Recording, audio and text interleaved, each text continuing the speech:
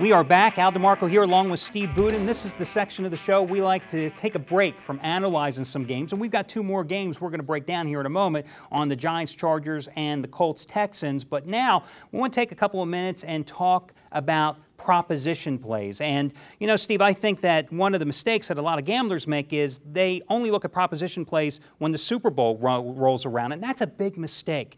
And you, as a former bookmaker, you know why a lot of guys ignore proposition plays. Right. Well, guys don't want to keep their money up all year long, you know, and there's a difference between propositions necessarily and futures because, you know, futures you're betting all year long. Propositions come out on the day of the game, and the Super Bowl is famous for that. They have 50 different, what we used to call Mickey Mouse bets on the day of the Super Bowl. But future betting, you know, a lot of guys don't take advantage of it because they don't want to leave, you know, that money up, or they rather play it every week. And it's really a big disadvantage because there's a lot of opportunity with futures. Right. And I look at futures, propositions. You know, they're all classified. When you go to a sports book, futures are under propositions. Right. But I look at futures like it's almost like investing in a CD that may pay off 6 months down the road. Now, I agree that futures at the beginning of the season are ridiculous to a large extent because you really don't have a feeling for how the season is going to play out. True, you get more advantageous odds, but the risk is much higher.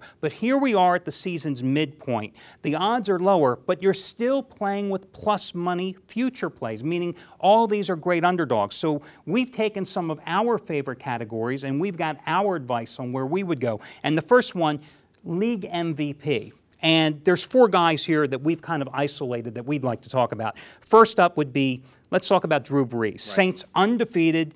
Nobody is getting more press right now than the Saints and Drew Brees. This is a guy for NFL MVP, plus 250. You've got Peyton Manning and Tom Brady, the forgotten duo almost, plus 300.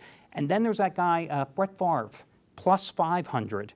I mean, these, to me, are the four guys. One of that quartet is going to be the NFL MVP. Well, I really like Brett Favre. I mean, he's a guy, everybody watched him with the Jets last year do nothing. They thought that maybe he'd be okay this year. Nobody could have expected him to make the kind of impact that he's made. I think that is what an MVP is. It's funny that all the guys we're talking about are quarterbacks because at the end of the day, they're the ones that lead the team. They're the leaders, and they're the most obvious choice for MVP. And here's the thing with the MVP vote. I don't think you have to be the winning quarterback of the Super Bowl team. You don't have to reach the Super Bowl. It's the press. It's the publicity you're going to get. And Brett Favre, by virtue of beating the Packers twice this season, by virtue of being on national TV so much, and by virtue of coming out of retirement, basically, and having such a great season when everyone doubted him, he is, without a doubt, to me, the leading candidate to be the MVP, unless he has a total collapse like when he did the last 5 weeks of last season because of injury. And you're getting the most money for him at plus 5 to 1. Exactly. So to me, that's where my money would be in terms of the MVP candidate. Here's another thing. I think that when you're looking at this play, it doesn't matter if the team gets to the Super Bowl or not,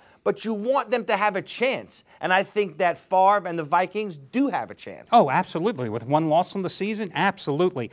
Now, next category, odds to win the NFC. Now, the four teams that we've taken a look at here are the Vikings at plus 220, the Saints at plus $1.50, the Cowboys plus 800, the Eagles plus 700. Now, a lot with the Cowboys and Eagles are going to depend on the game. On today's game, absolutely. But you look at these other two, the Saints and the Vikings. You know, the Saints plus $1.50, the Vikings plus 220. Personally, I think, you know, between the Vikings, the Saints, and the Eagles, one of those three teams, and I think the Vikings or the Saints, maybe with the Saints, the inside track.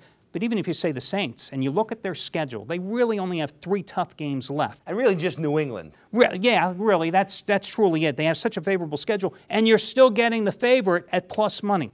And the great thing about that is as you get closer to the playoffs and to the Super Bowl, what happens is Breeze and New Orleans is going to be big favorites. Yes. So you're going to have to wind up laying a bunch of wood, which means New Orleans could wind up winning the game, but you could lose your bet. When you've got them to win the NFC, you just need them to win the game. That's going to be a big advantage come the stretch with New Orleans. And then in the AFC, much more competitive numbers. You've got the Broncos, who are just coming off their first loss after opening 6-0, plus 500. The Colts, relatively quiet start here, right? Plus 220. Ravens, they have gone down. They're now plus 700, although I think that's a little bit of a value with the Ravens. I do think so too, although a lot will determine what happens with their game with Cincinnati today. Sometimes it's smart to bet a future right after a bad performance because we know we get value in the line then. Exactly. You've got the Patriots quietly under the radar, but still plus 220, and the Steelers, the defending Super Bowl champions,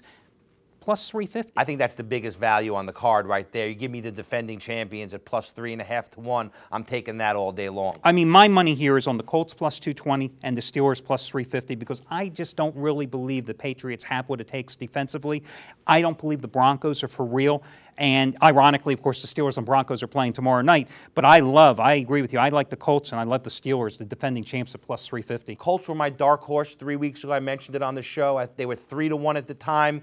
At 220, I think it's a little bit of embarrassment to have them less than the Steelers. I think it's degrading to the Steelers. That's why I like the Steelers at plus 350. Okay, quick commercial break, then we'll come back and talk about our Super Bowl futures and more.